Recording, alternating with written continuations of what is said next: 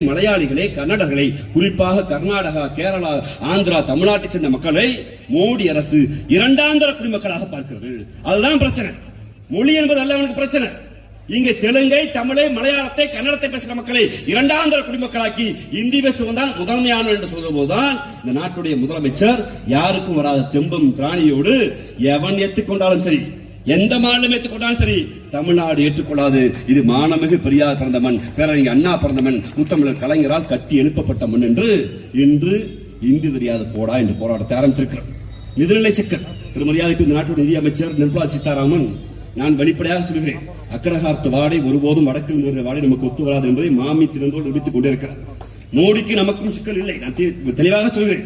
மோடி நாக்பூரில் இருந்து வேலை செய்வதற்கு வேலையா, ஆனால் நாக்பூருடைய மூளையாக செயல்படுபவர் தமிழ்நாட்டுக்கு நிதி கொடுத்தால் அது நமக்கு பயன்படாது என்று நம் மீது இருக்க வன்மத்தை கொட்டி திக்கிற முதல் நாளாக மாமி அக்ரஹாரத்துக்கு பிறந்த பெரும் மரியாதைக்கு நிர்மலா சீதாராமன் இருக்கிறார். நிர்மலா சீதாராமன் இருக்கவர் கடந்த ஆட்சி காலத்தில் கூட வெங்கையா நாயுடு பாஜக ஆண்ட போது இருந்தார். வெங்கையா நாயுடு இருந்த போது நம்ம எதிர்கட்சியாக இருந்தோம், பாஜக எதிர்த்தோம். ஆனால் தமிழ்நாட்டுக்கு நிதி விவகாரங்களில் அவர் கை வைக்கவில்லை.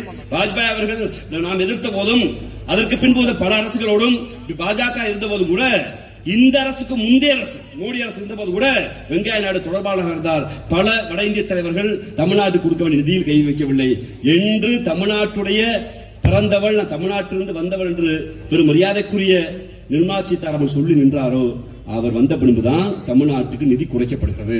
எங்கள் முதலமைச்சர் என்ன கேட்கிறார் என்றால், கண்ணச்சதை தொங்க தொங்க, கைகால வலிக்க வலிக்க, வரியா கட்டி ₹1 கொடுத்தா எனக்கு திருப்பி 29 காசு கொடுக்கிற, நான் தான் வரி கொடுக்கிறேன். டெல்லிக்காரன் வரி கொடுப்பான், யூபிக்காரன் வரி கொடுப்பான், பீகார்காரன் வரி கொடுப்பான், தமிழ்நாட்டுக்காரன் வரி கொடுப்பான், ஆந்திராக்காரன் வரி கொடுப்பான். எல்லா மாநிலம் சேர்ந்துதான் மோடிக்கு வரி கொடுக்குது. மோடிக்கு தனி வரி இல்ல.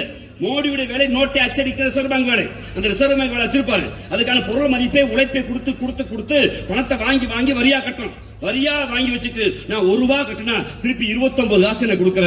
ஆனா பீகார்காரன் ₹1 கட்டினா திருப்பி ₹3 கொடுக்கிற. யூபிக்காரன் திருப்பி ₹4 கொடுக்கிற.